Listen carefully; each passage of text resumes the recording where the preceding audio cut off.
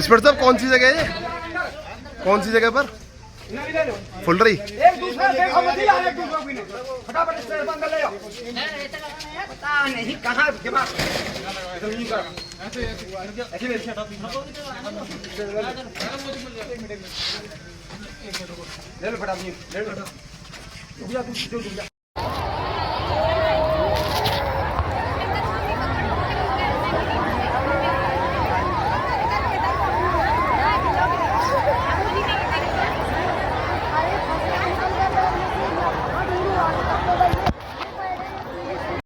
घंटा हो गए जो जिंदा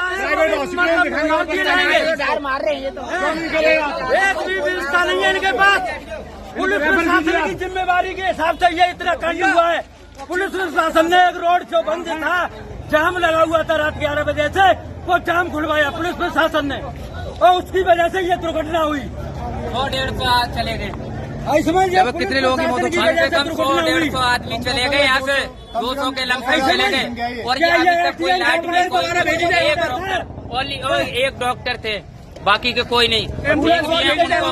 आगे को अप्लाई नहीं कर रहे, उनको एस्टीमेट नहीं अभी तक कोई दे पा रहे, तो क्या करेंगे? हॉस्पिटल में ऑक्सीजन में बताइए हमने कैच लाया, इनमें सांस चल रही है, जान है वो नहीं खत्म हो रही है। ना दरोगा ना मंत्री एसपी कोई नहीं है यहाँ पर। नहीं कोई ऑक्सीजन है, कोई ड्रिप लगा रहे, कोई सीरियस होगा उसमें ड्रिप लगा दे तब बच जाएगा। लगभग कितने लोगों की मौत हो चुकी है यहाँ पर?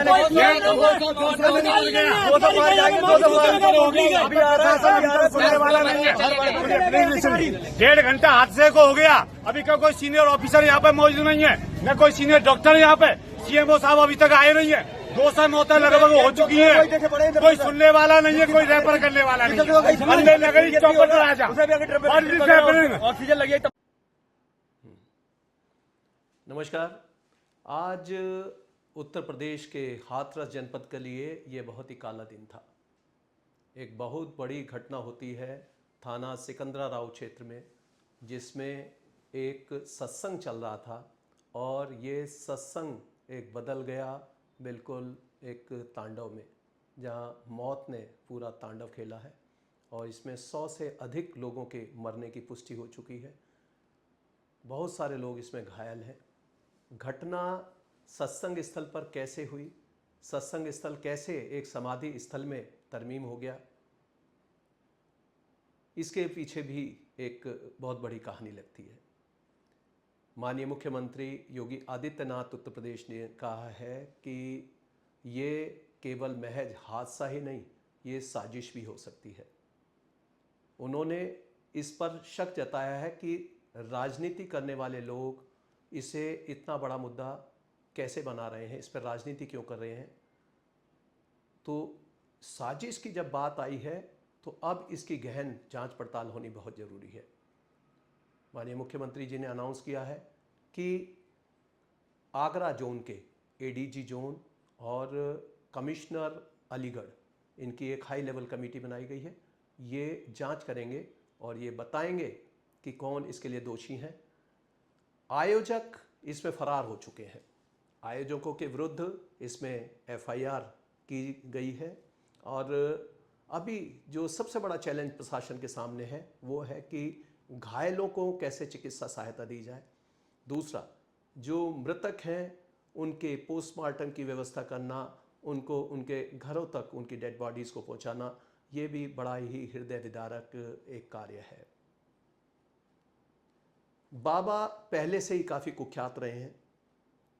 इसमें जब कोरोना के काल में भी उन्होंने इस तरह की भीड़ इकट्ठा करने की कोशिश की थी।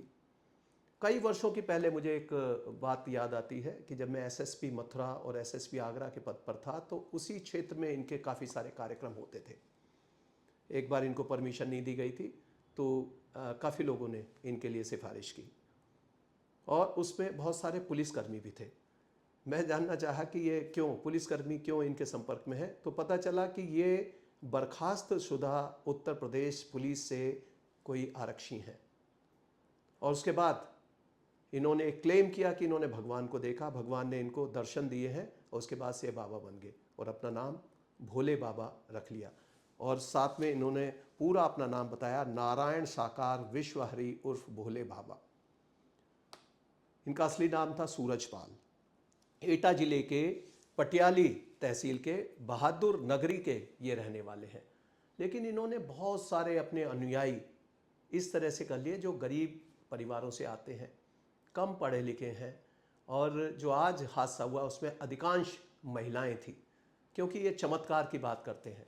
इनकी चरण रज लेने के लिए, इनकी चरण की धूल लेने के लिए लोगों में भगदड़ मच गई और उसमें बेतहाशा वहाँ पर लोग दब गए।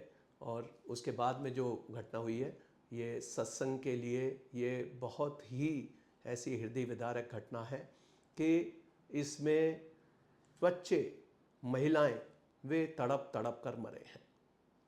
अब जिम्मेदारी इसमें तय करने की बारी आई है। हाई लेवल कमेटी को ये चाहिए कि ये देख ले कि किस प्रकार से इसकी अनुमति दी गई, क्या वहाँ पर्याप्त व्यवस्थाएं जो की जानी थी वो व्यवस्थाएं वहाँ पर की गई थी या नहीं। ये खैर अभी समय है, जो अभी तुरंत जो एक्शंस होने हैं कि गरीब जो बच्चे हैं, जो महिलाएं हैं, जो पीड़ित हैं, जो घायल हैं, उनका इलाज हो। दूसरा, जो उनके परिवारजन हैं जो अभी बिछड़े हुए हैं, उनको मिलवाया जाए। इसके लिए हाथरस पुलिस ने एक ट्वीट भी किया है और उसमें उन्होंने अपने हेल्पलाइन नंबर जारी की हैं, जिसे उत्तर प्रदेश पुलिस ने भी रीट्वीट किया है, और नंबर है 9259189776। दूसरा नंबर है 9084382490। ये अभी आपको डिस्प्ले भी दिखाई जा रहे होंगे। इन नंबर्स पर आप हेल्पलाइन नंबर्स पर फ़ोन करें तो आपको इसके बारे में, अपने परिजनों के बारे में और जो वर्तमान स्थिति है उसकी जानकारी मिल जाएगी। माननीय मुख्यमंत्री योगी आदित्यनाथ जी ने इसमें बयान दिया है कि 3 मंत्री इस समय वहाँ पर जो पर्यवेक्षण का कार्य देख रहे हैं कि किस तरह राहत के कार्य चल रहे हैं। इनमें श्री संदीप जो अलीगढ़ के ही रहने वाले हैं, श्री असीम अरुण जो कन्नौज से माननीय विधायक और माननीय मंत्री हैं, और साथ ही श्री लक्ष्मी नारायण जो मथुरा के रहने वाले हैं। तो ये आसपास के जनपदों में जो रहने वाले मंत्रीगण हैं वे वहाँ रश कर गए हैं और मौके पर ही मौजूद हैं। इसी प्रकार से वरिष्ठ अधिकारीगण, ADG zone, DIG range, commissioner और तमाम वहाँ पर अमला लगा हुआ है।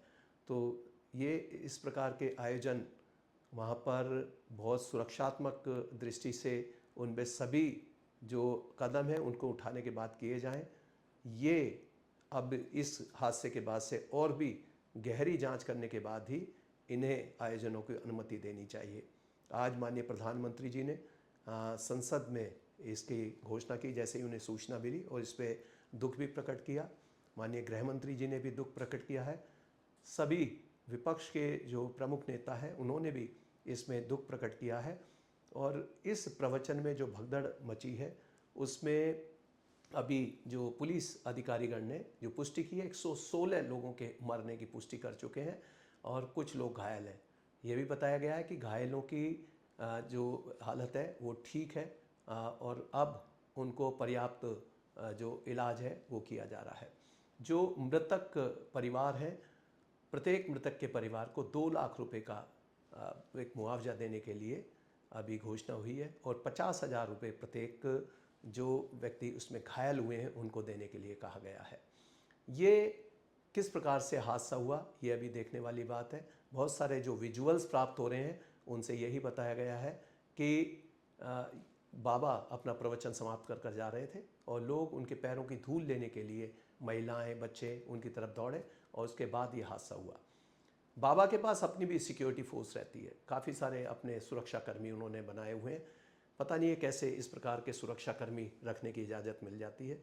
ऐसे तमाम ऐसे सुरक्षाकर्मियों पर भी रोक लगनी चाहिए, हर एक ऐसी सुरक्षा एजेंसी का, क्योंकि रजिस्ट्रेशन किया जाता है जो सिक्योरिटी एजेंसीज है। यही नियम बाबाओं पर भी लागू करना चाहिए। जो आयोजक हैं उनसे इस बात का बॉन्ड लेना चाहिए कि वे पर्याप्त तो इसमें व्यवस्था करेंगे, और अगर इस तरह का हादसा होता तो उसके लिए वे स्वयं जिम्मेदार होंगे। इसीलिए एफआईआर कराई गई है आयोजकों पर। बाबा ने सुना है कि अपना फ़ोन भी बंद कर लिया है, और इसी प्रकार आयोजक ने।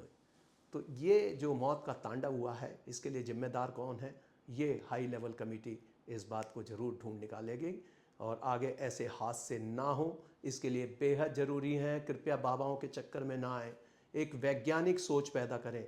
बाबा साहब डॉक्टर अंबेडकर ने कहा था कि हमें इन आडंबरों से बचना है। जो बाबा हैं चमत्कार की बात करते हैं, ऐसा कोई चमत्कार नहीं होता।